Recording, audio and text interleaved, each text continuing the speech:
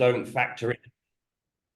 And like, it's just been this kind of, it's all horribly going wrong. It's crashed. It's bucked. It's over. And it's like, oh, it's wonderful. That's actually what you want to feel. Because, I mean, if you remember the top in 2021, there was none of that. You remember like the first top in May 2021? There was none of that. There was all just fucking great, buy the dip. Fuck yeah, fuck yeah, fuck yeah. But at the actual top, everyone's super bullish. So the fact that people are puking out of their positions is just like extends this every time it happens. You know, we add probably a month to the bull market every time one of these things happens. Because as the retail crowd come in and they're buy, sell, I can't hold it, I can't do this, I can't do that increases the volatility in the market. Exactly. Okay, so swings become bigger, and we're creating them by freaking out. So let's talk about that a little bit. I talk about volatility quite a lot, which is a statistical measure of how much how much things are wiggling up and down, right? They go from quiet to very exciting. Human beings are not built to, like, if you go on the roller coaster, like by the fifth time you've gone on the roller coaster, it's not scary anymore, right? Human beings are not built biologically to maintain peak emotion states of fear or greed or happiness. Even like we're also not meant to maintain peak emotional states of devastating grief. Like every emotion that you ever have arises and then passes, and then there's another one, and then there's another one and another one. And so what happens is, statistically, not our opinion, as things tend to go from very quiet, so quiet that they're so boring that no one's interested in crypto, to, wow, this is the best game in town, as if you do anything but this. This is so much fun. Wow, look, we're making so much, bang, right in the face. And then things gradually settle down. So a large part of what we're doing here is trying to kind of figure out where we are on that. And let me just share my screen. And so I'm going to show a couple of different measures of volatility. So we're going to use, it's a bit slow when I use Zoom. We're going to use average true range, and we're going to use bold, and let's use standard deviation.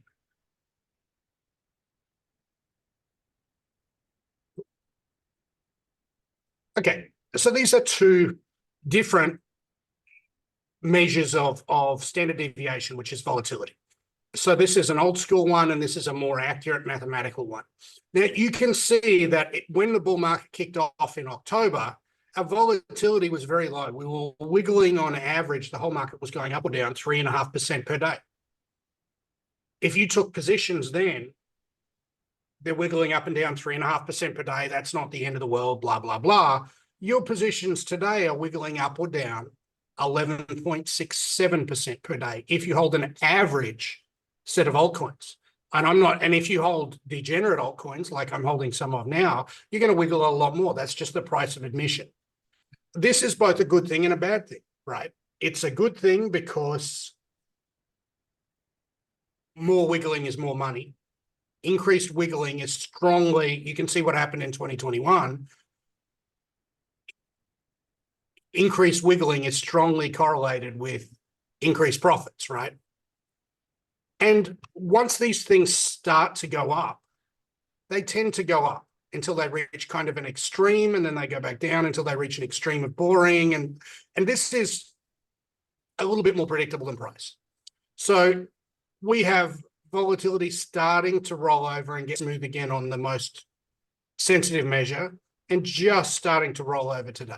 So what that tells us is what you can intuitively feel is, did the weekend feel like a peak of emotion to you, Ian?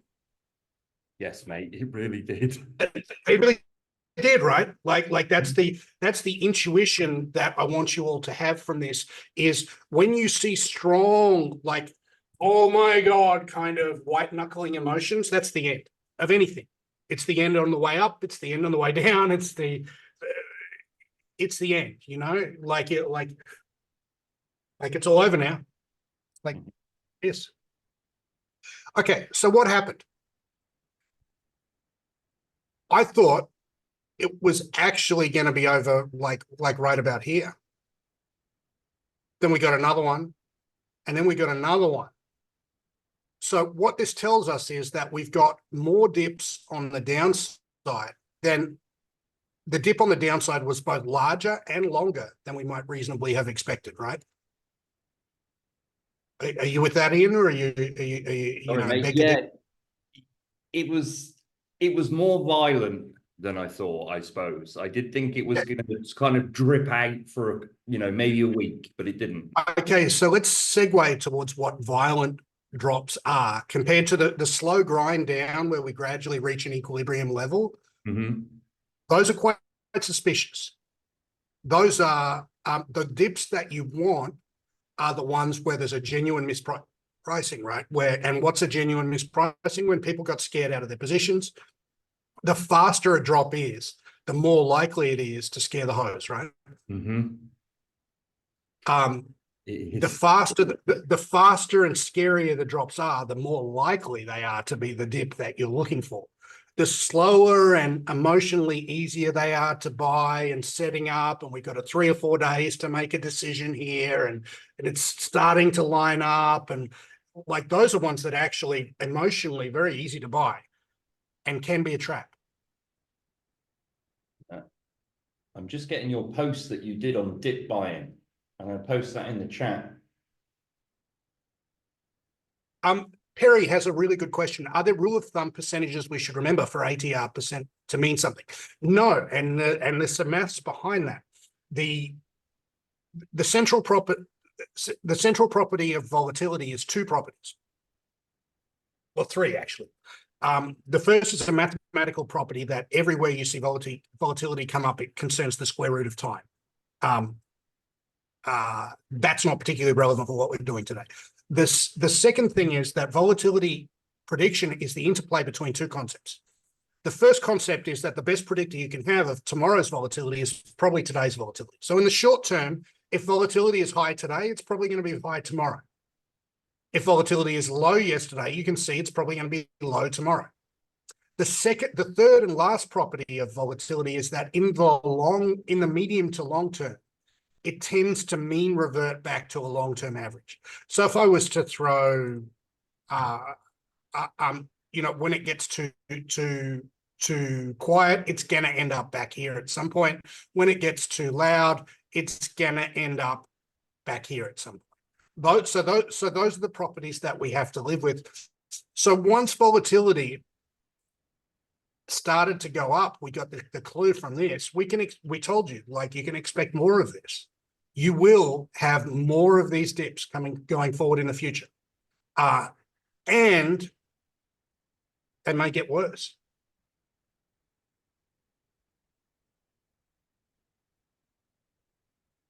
That's just the way it is. Now, what should we go through, Ian? Should we go through the majors? Let's go through Bitcoin. So yeah, because I put up the squiggle chart, and I thought we might have a look at what bounced, and then we can go through, or we can just go through the majors first, then look at what bounced. Sure. Interesting question from Jim. Will CSI and CSS trading work in this market? CCS trading will work much better than CSI right now, and that's because the funding rates are so elevated. Michelle, I've got a couple of people looking at the base coins for me. I keep hearing that it's going to be an ecosystem that takes off, but I haven't quite seen the evidence yet. So it's one that's kind of like on my radar, but I don't own anything. I don't own anything. Okay, so Bitcoin, the ETF flows are becoming reflexive. So when we get them to the upside, when we get increased ETF flows, it's pushing Bitcoin up faster, but we're also seeing the double-edged sword of that. When those ETF flows aren't here, and I'd like you all to consider that when don't the ETF flows happen? is on weekends, right? Of course. Because Monday through Friday, we've got all those ETF buyers buying spot Bitcoin in the market. Look at what's happened on the weekend. We have to start accumulating evidence that maybe weekends aren't to be trusted. Maybe there's not enough liquidity. Maybe any dip on a weekend is deeply scary.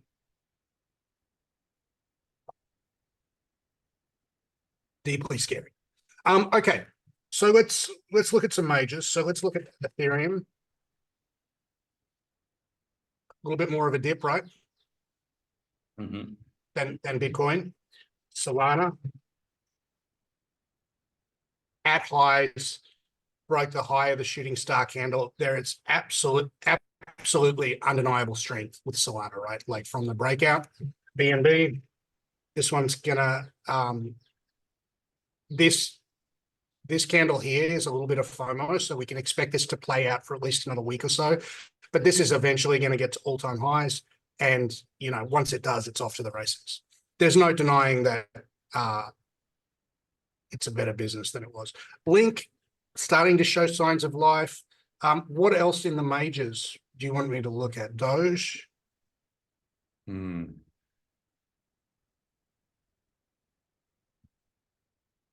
Memes are starting to look okay. Let's look at Pepe. Looks great. Ape.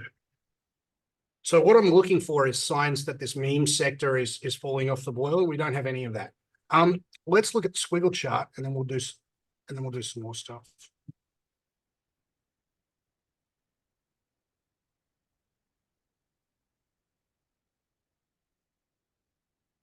Kindle of Retadio. All right. Let's quickly look at Retadio.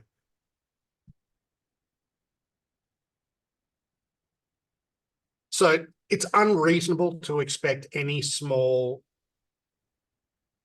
shitter coin. Like, of all the things that's never going to happen, that's never, ever going to happen. So the things that we want to keep an eye, like Retadio as a daily chart looks fine. We've already got evidence that people are willing to pay here.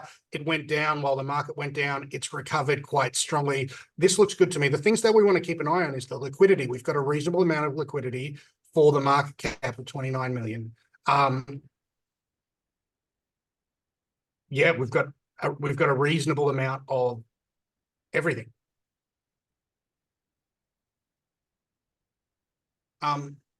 Okay. So let's look at the squiggle charts first.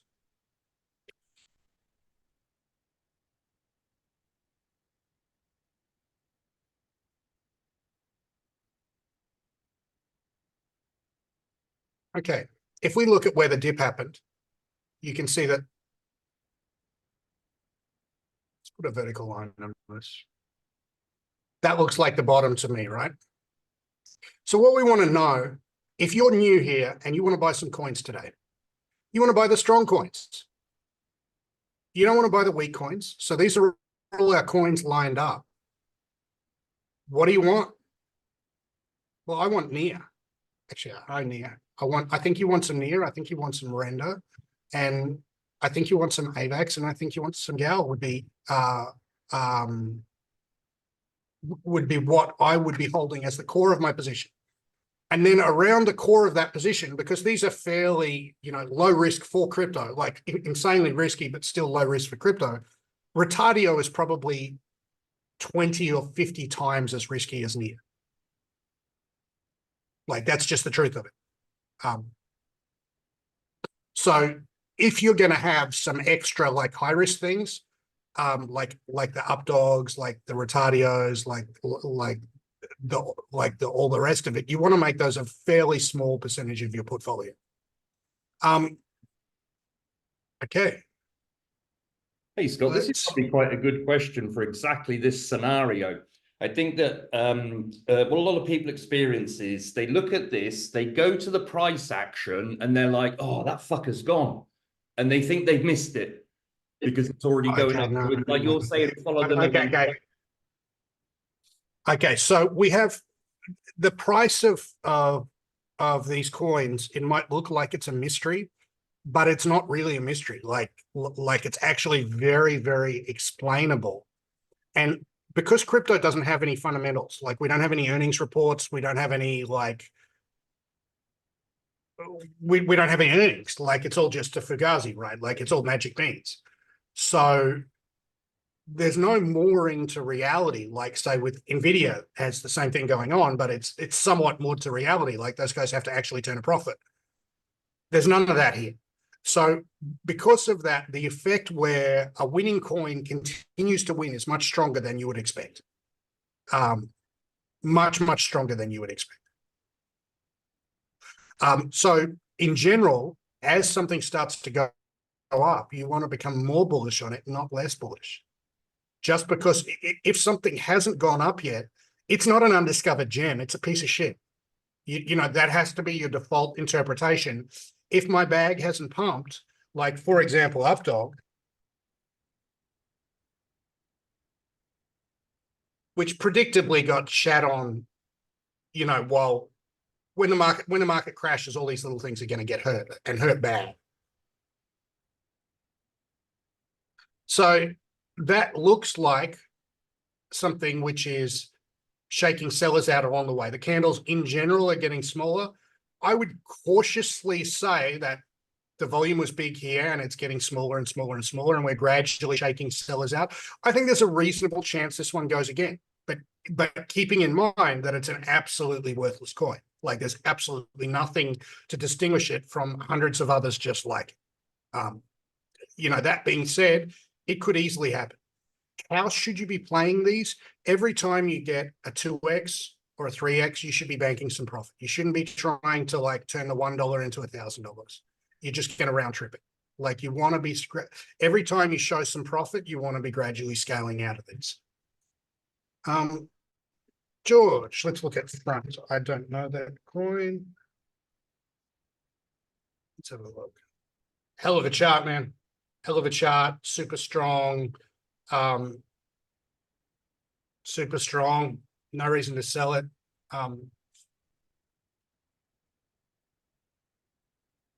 Probably a better buy yesterday than today. But holy hell, amazing. Brian, what percentage of, I'm not sure what you're asking there, what percentage of something / market cap, liquidations to market cap is good? That is a good question. So if we talk about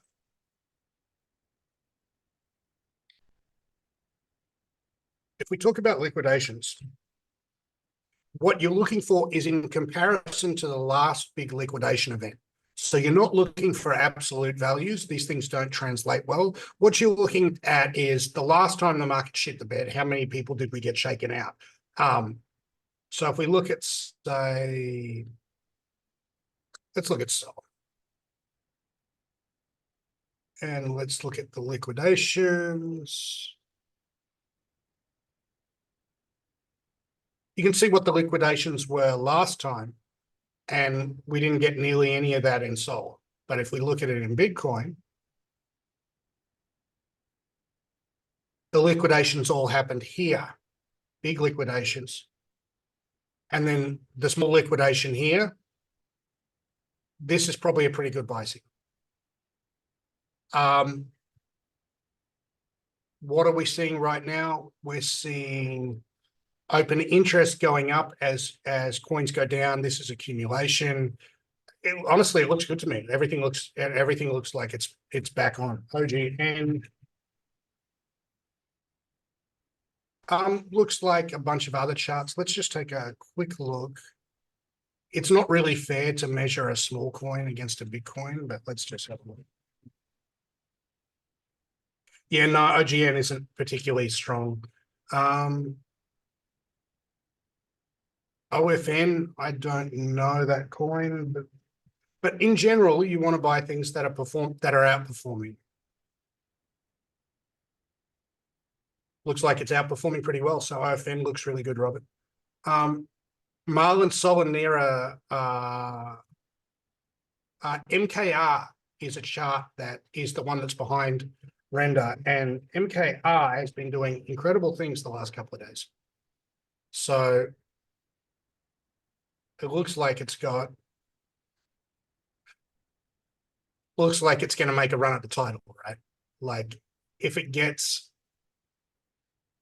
to all-time highs, which is here, everything changes above here, because all these guys who bought it in 2021 are now not bag holders anymore. And that is a very, very, very, very big change.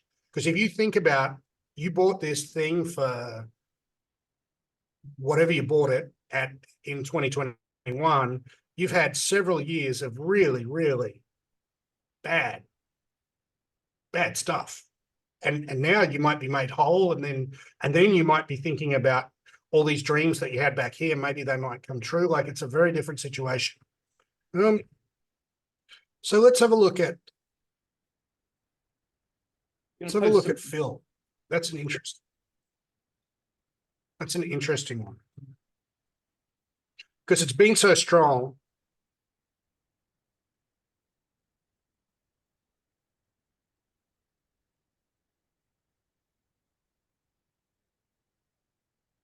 It's honestly, from the bounce, it's like right in the middle of the pack. That's not bad, and that's just a normal rotation. If we push that back to,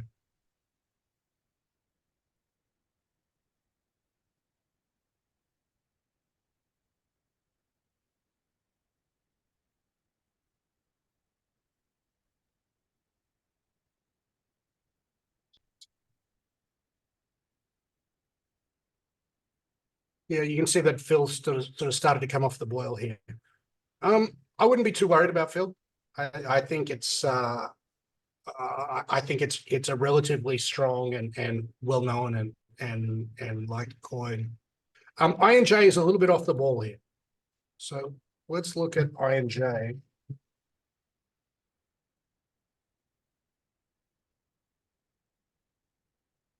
I think this probably comes good, and probably starts coming good about now.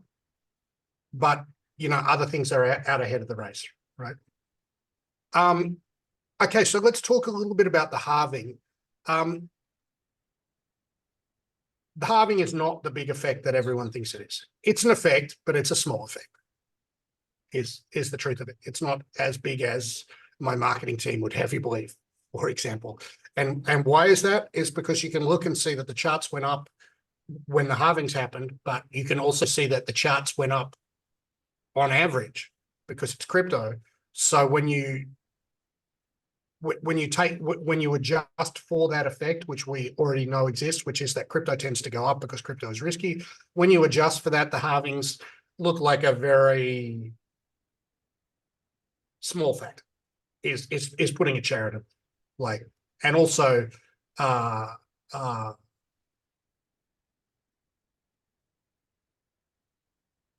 to make money off the halving, you have to know something that other people don't know, and we all fucking know it's happening, right? Like, so there's probably that your default case for how much money is there to be made available in profits just because I know this particular thing should be in proportion to how widely known and accepted it is. And the more people that accept that the halving is happening and it's going to make the market go up, the more we're seeing that effect brought forward into the future, which is what we're seeing now as the halving is coming forward. The halving, we're getting a pre-halving pump rather than a post-halving pump because people anticipate it, right? That's what's happening. Iraq lobster almost got taken there. I think I was $50. Let's have a look and see what that did since then.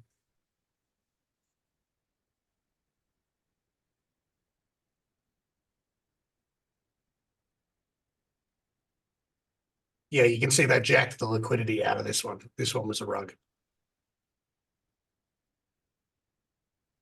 So these coins live and die on liquidity. So there's no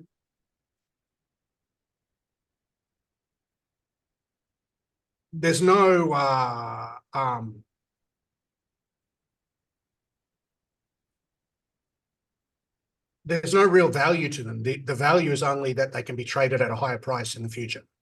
So when this liquidity disappears, you're like, there's only 41K in the liquidity pool. There's no there's no way that you can even sell $5,000 worth without taking it in the ass. So yeah, you got to be really careful with these. Okay. Let's have a look at some. Pendle is getting some track. Pendle is an obvious Ponzi-ish type thing, right? It looks to be doing exactly what it should do, bouncing at exactly the point where it should be bouncing. Looks pretty good. BSV, let's talk about that because it's going down. Compared to Bitcoin, it's going down further. And the court case ended. Craig Wright is not Satoshi Nakamoto. And the guy who owns the coin posted on Twitter that he's out. He's like going on a year-long holiday and he's not contactable. So he's rugging the whole project and the rats are scurrying off. SUI and SEI are two that I'm very interested in. I'd hold BSV for a little bit longer on the short side. This one looks ready to go. SUI looks ready to go.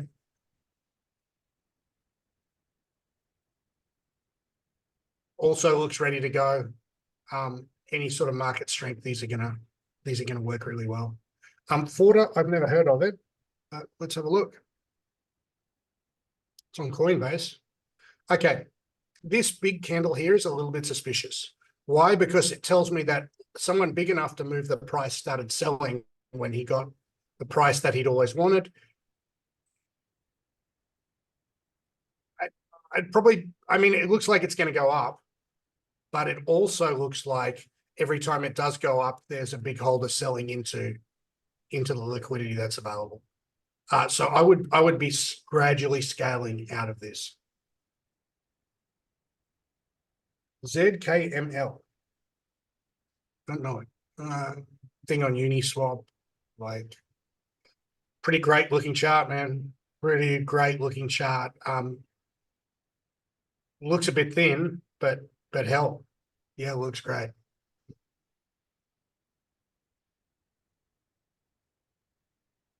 We've done OGN. This one looks I don't know it, but it looks okay. And Rari. Okay, guys, when you see these weird looking charts with like dashes, these are very thinly traded charts. So you can't get in on it.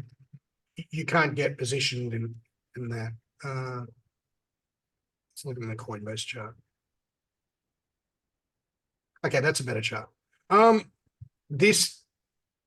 This type of candle here, when you see one of these, very suspicious. Don't buy it.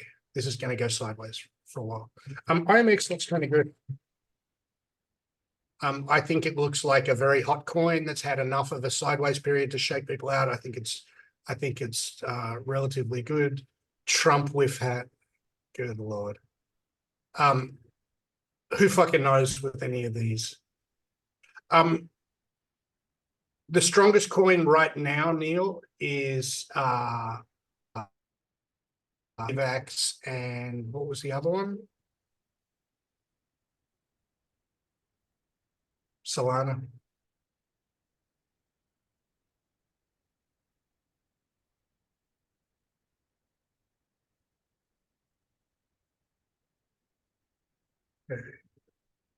Liquidity 89K. Guys, you shouldn't be doing anything on coins with 89K in liquidity. Like anytime you're here thinking, why wouldn't Trump with hat go? It's a cool name. Why wouldn't that work? That's a cool name. You just got to take into account that you can't sell. Like you're trapped in here. Either this is 100x or it's a zero fee. You can't even sell $2,000 worth of this coin, right? Like this is going to really hurt you if you get involved. What about dog with hat? So dog with hat, you can treat now like Solana on steroids.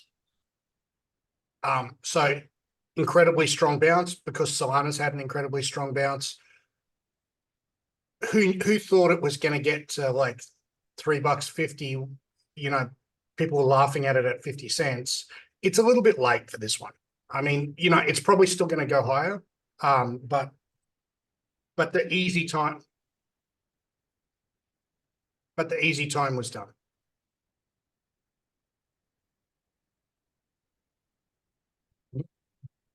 I think we should start making these coins. I think you can get them made for about $100, and you just got to capture the zeitgeist with a cool name. That's it. Yeah, there's a little bit more to it than that, dude. Like, if you think that scamming people for millions of dollars is easy money, like, you're the guy who's gonna get scammed. You're not the guy who's going to be doing the scamming. And if you think about it, these small coins, they work on exactly the same theory that if you ever watch, have you ever watched the 3-card Monty players? Like when you're back up, like the pick the red, get ahead, hit the black, set you back kind of thing. All of those scams work by letting you win it first. That's how they all work. They make it look like it's easy money. Yeah. Yeah.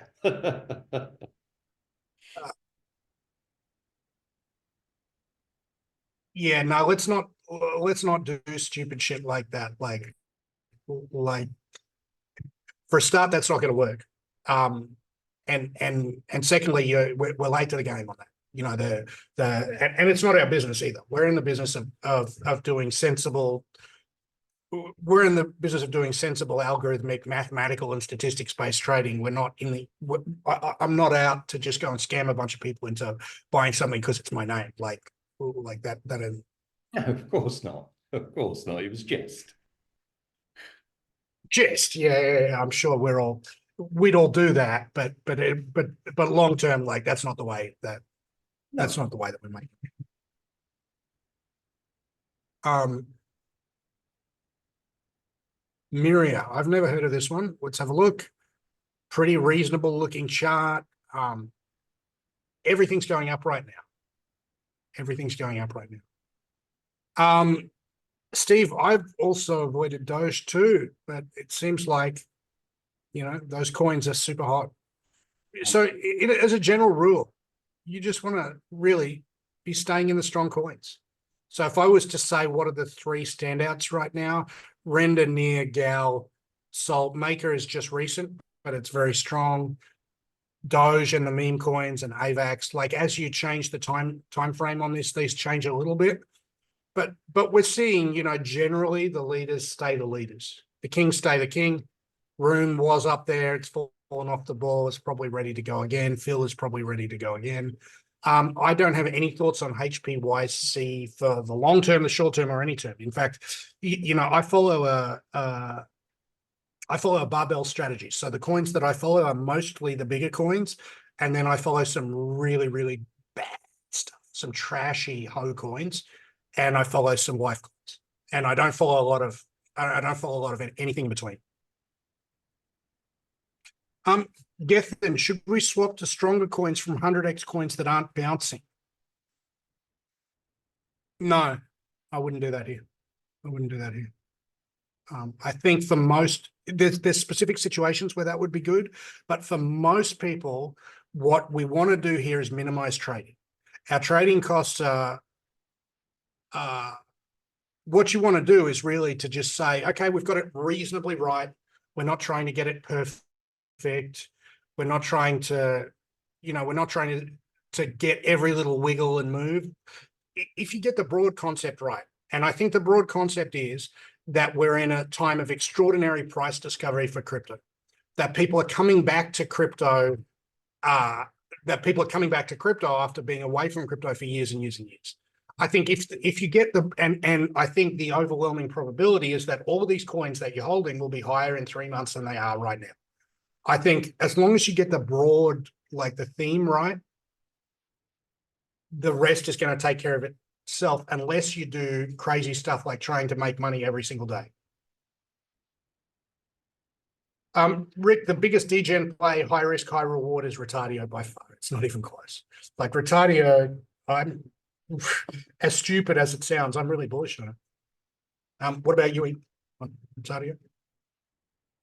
Yeah, What are you? I doubled down on that. I took a little bit of profits when we got to the last all-time high. Now just sit riding it while we're in this dip. Okay, Book of Meme, BOME. This is a very special situation. You guys don't want anything to do with this coin. And let me show you why.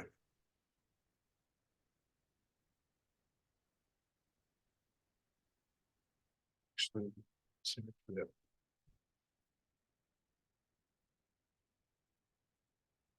look at it on deck screen. So this was a coin that 36 hours after it launched, magically announced that they had a Binance listing. And that just doesn't happen. Like, it takes like months of due diligence for them to decide to list you on Binance. So the only way this could have happened is if it was an organized scam. And just load this thing up.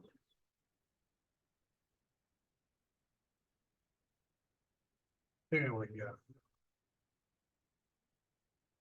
So this is a 1 hour chart. It's only a couple of days old. And this thing ran from nothing up all the way to, this was the Binance listing, which was obviously the top, right? So this was a very well planned and orchestrated scam. And you can see that every time it started to go down, they just stepped in and bought it. It started to go down, they stepped in and bought it. They started to go down, they stepped in and bought it. But they did it started to go down, they stepped in and bought it. But they did it so cleverly that they weren't shooting it to the moon. They're just doing enough to paint the chart to make this a very attractive chart formation. And then right here was when they had the Binance listing.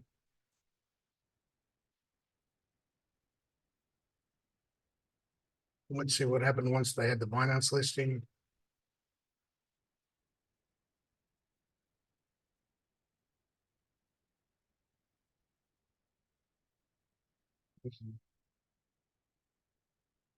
It's not listed. Let's see if we're going to pop a chart.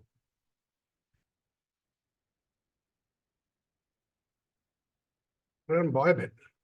Okay. So let's look at the spot and see. Yeah. So after the spot listing, they had a big pump. And now we're starting to see some dump. And what we want to look at here is we want to plot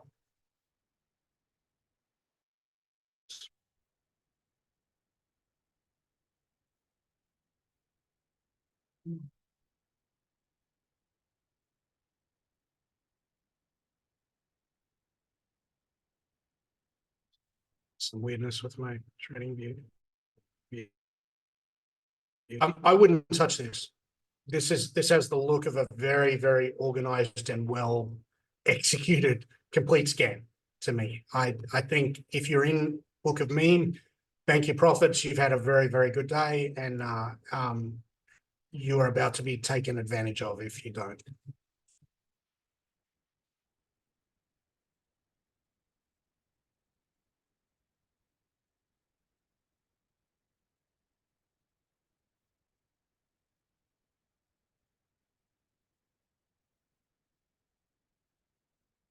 Sorry, I'm having some issues here.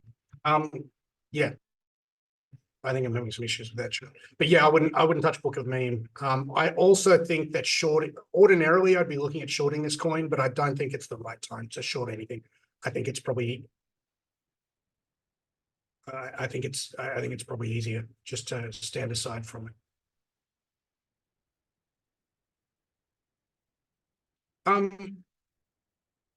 Any other shitters on your radar? Not today. I want to stay fairly concentrated in the things that I'm in. Either they're all going to work or they're all not. And I think Pepe is probably a reasonably strong chance of what I call jumping the shark and becoming a mainstream thing. I think it's a reasonable chance of getting listed in Robinhood and all those bigger venues. And I think it's, if you think about, your normie mate who's not in crypto yet, in 6 months, what's he going to like? He's probably going to like Pepe. Like, there's probably going to be people who like that.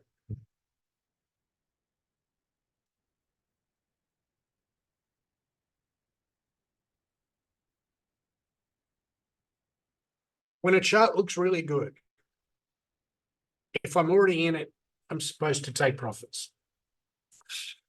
Well, it depends how aggressive you want to be. right now, I think it's a time to be particularly aggressive. I think everyone should be fully invested in crypto right now, and I think you should be invested in the strong coins. Ordinarily, that's not necessarily the case. So we've got a very unusual situation.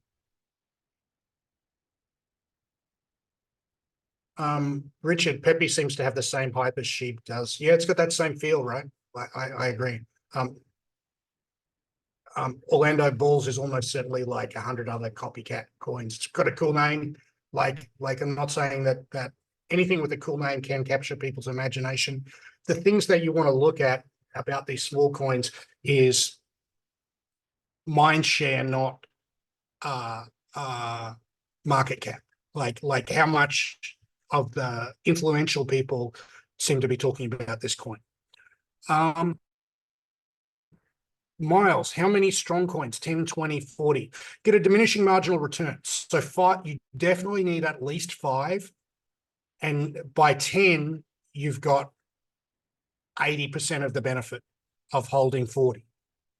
So I would say at least 5, maybe 10. Now, the limiting factors here are what I call the span of control. How many can you effectively monitor and not fuck up? That's an important factor. If you're doing it manually, you want to keep it to sort of 7-ish plus a few shitters. If you're doing it automated, you can have much more because you don't have to worry about that.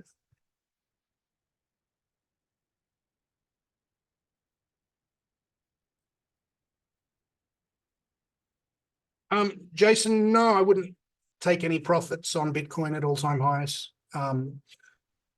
If you guys get in, we're in a bull market. The thing that you want to be is here at the end of the bull market, fully invested, and then start.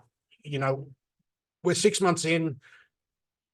I think it's a bit too early to be calling the end of the bull. And I saw something that I really, really like, which is a lot of people calling the end of the bull. When you see that, that's a great sign for a long-only investor, because I absolutely guarantee at the top, no one's going to pick it. I'm not going to pick it. They're not going to pick it. Your favorite influencer is not going to pick it. No one's going to pick it. No one ever picks the top. So as long as people are talking about, oh, well, that was it, pack it up, boys, see you next year, see you in 4 years' time, that's what you want to hear. Why? Because money is not easy to make. This should be a really, really emotionally difficult thing. You're not being you guys have to realize you're not out here working in the hot sun on a road gang, shoveling gravel or some shit. You're sitting behind your computer making magic internet money. It's either going to be physically hard or emotionally hard. You get to choose. You can't have both. You don't have free money that's emotionally easy to make. You just don't have that. You just got to grow up.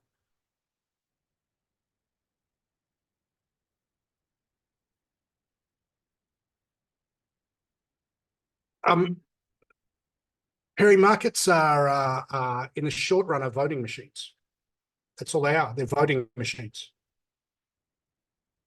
If more people vote that they like this coin, that coin goes up. In the long run, markets are weighing machines. They reward you for the risk you take. And the interplay between those two things is what we're doing. Richard, you have to be very careful as drawing inferences from statistics based on very small sample size. So the last top ended in November. You cannot imply anything because the last top ended in November. Maybe this one's going to end in November. One way or the other. You don't have the evidence to be bullish or bearish on November, just because we don't have enough data.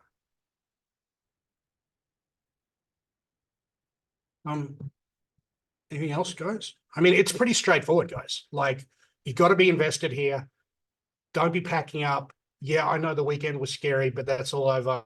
The learning experiences that you guys can take from this are that peak of emotion, the moment. I had a moment where I thought, oh wow, I fucked up. That's the end. That's always the end. So let's just take a quick look at Bitcoin, what it's doing right now. Neither here nor there. It's dropping $1,000 from while we're at 70,000 is no big deal. Yeah, Don't worry about that. Let's look at GRT because someone was asking about it. It has been a very strong coin. And yeah, it looks great. It looks phenomenal, actually. I mean, absolutely no problem with that. Absolutely got a long way to, it's got blue sky, like nothing wrong with any of this.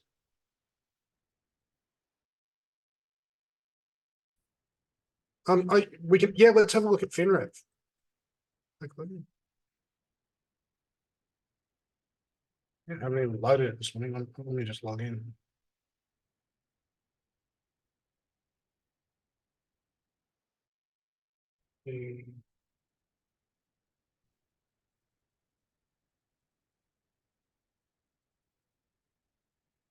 Let me just log in and Ian, do you want to do your thing and I'll just log into FinRev or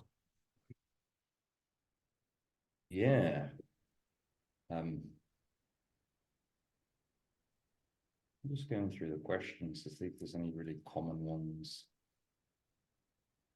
that we can help out with. So Richard asks, so I'll answer this, Scott. I'll just read the question out there. It says, when you say strong coins, is that traditional coins like BTC, ETH, and SOL? No, in this context, Richard, what we call the spaghetti chart with all the lines on, of which you can set one up yourself, and the instructions are in the welcome post in the group. We set the chart at where the last dip was, and then we look at the coins that are bouncing the highest. So that's what we mean by the current strong coins. So if I wanted to, and we have a new bounce point, right, over the last day. Yeah, over this last day, and there is examples of this in the welcome post as well. So that's what we mean by the. So this is the account that I kind of like to show. You can see that our last big dip wiped it down from 133 down to 111. It took 2 days to come back to 133, got up to 145, went from 145 down to 126. So what's that in drawdown percentage? 25 to 146 is approximately.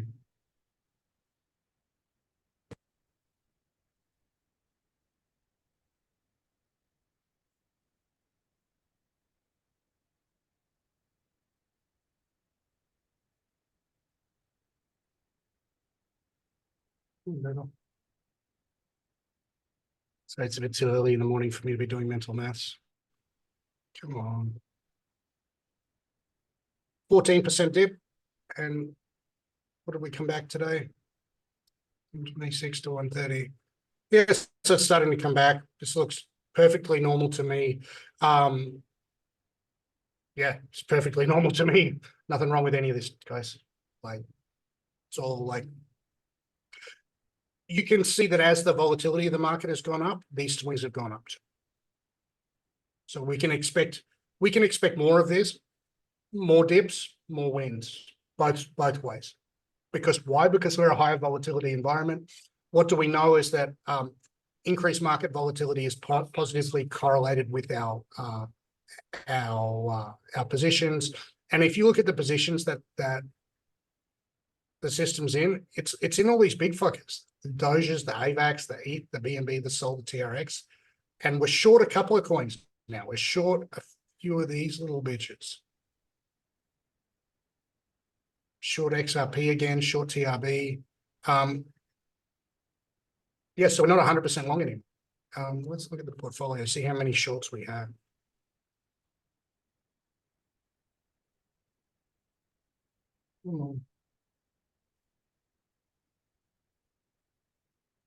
Something. 1, 2, 3, 4, 5, 6, 7, 8 shorts. Pretty small shorts. And they look mixed bag. Mixed bag. So YFI, TRB, OP, BLZ, I would call those special situation coins. Like those are coins that have previously been pumped and are now being dumped. XRP is its own special thing because of all the IMX, just a small short position.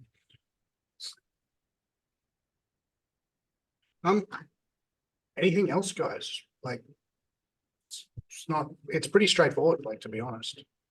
I think we are where we are at the moment. There's somebody asking a question about the carry and the So we're testing it on our own internal accounts.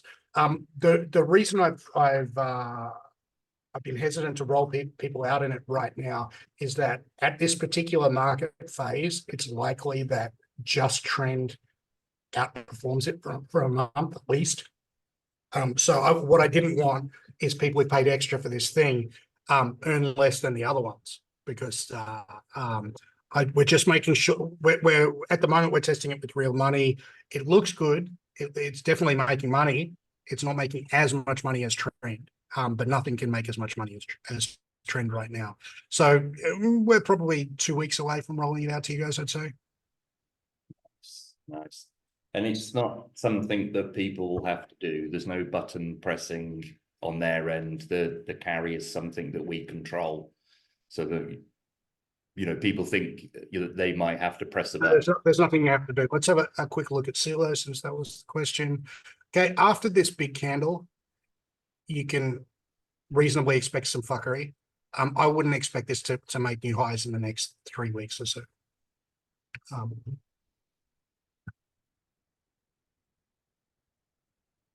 Yeah, that's about it, guys.